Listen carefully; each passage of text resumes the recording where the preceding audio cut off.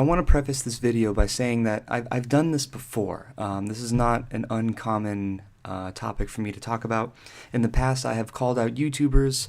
I have made videos talking about how a certain person said a certain thing and I didn't agree with it. And for the most part, I just tend to speak what's on my mind.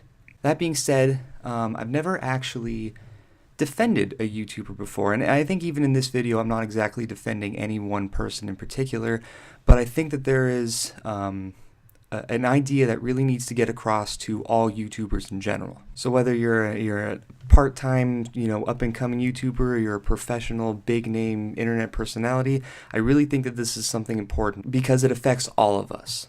As you all know, Pewdiepie has gotten a lot of heat lately. He's been under a lot of scrutiny.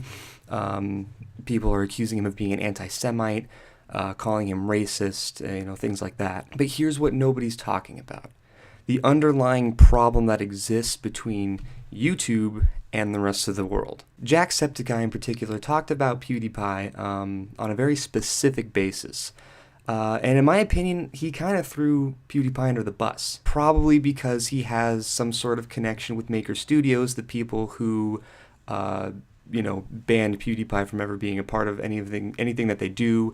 Disney cut him off. There's not going to be a Pewdiepie or a Scare Pewdiepie Season 2 coming out or anything like that. And Jacksepticeye is a part of this. He's part of Maker Studios, and I think that he kind of wanted to save his own ass. Now, I'm not going to get into specifics. I'm not going to accuse anybody of being a bad person. I'm not going to say, oh, Jack's wrong for doing this, or, PewDiePie's wrong. It doesn't matter, because at the end of the day, I don't know enough about their relationship. I don't know enough about the friendship dynamic between, Felix and Sean. I don't know how that works, so I'm not going to actually get into specifics about that. But what I can say, from what I have observed, is that Sean threw Felix under the bus, basically, because for whatever reason, he wanted to protect himself. Now that's fine. That's probably business savvy. I'm not going to blame him for that.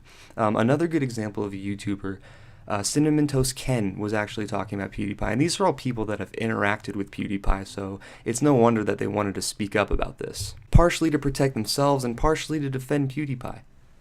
In some cases. I think Ken kind of defended him a little bit, but not really. Also kind of wanted to protect himself. And I think that both Ken and Sean have this problem of being involved in the drama. They're not looking at it from an observational point of view. They're kind of caught up in it, so they can't speak for what's really going on. And what's really going on is the media is getting involved in PewDiePie. Because PewDiePie is like a threat to their way of life. If you look at people who live, high up on the social order of things, they want to keep that social structure. So they pay the media to do their dirty work, basically. When you look at people way high up, and then everybody else below, or as Noam Chomsky quoted, the precariat, the people up top look at the precariats as nothing. The only time they are concerned with what the precariat is thinking about or what the precariat is doing is when he or she threatens their way of life. PewDiePie is a threat to their way of life because PewDiePie is not bought and paid for. He's not corporate sponsored. He says what's on his mind, and if you don't like it, piss off. And that's the big problem with internet personalities in general. Internet personalities are not paid for by commercials. Sure, we do stuff and we get advertising revenue, but we're not paid specifically by Coca-Cola. We're not paid specifically by Kellogg's. And it's this dynamic that causes people to have a lot of problems with internet personalities. And I think PewDiePie was really part of that. He's become part of that issue. PewDiePie is essentially getting assaulted by the mainstream media. They're trying to, dehumanize him. They're trying to make him lose his credibility as a YouTuber. They're trying all the stops to make sure that PewDiePie is basically obsolete. Now, did PewDiePie say and do some stupid shit? Yeah, he said and did some stupid shit. Of course he did. That's how he got himself put in this situation in the first place. But a lot of YouTubers say and do stupid things. Casey Neistat once said that, PewDiePie has such a high responsibility because he's the #1 YouTuber.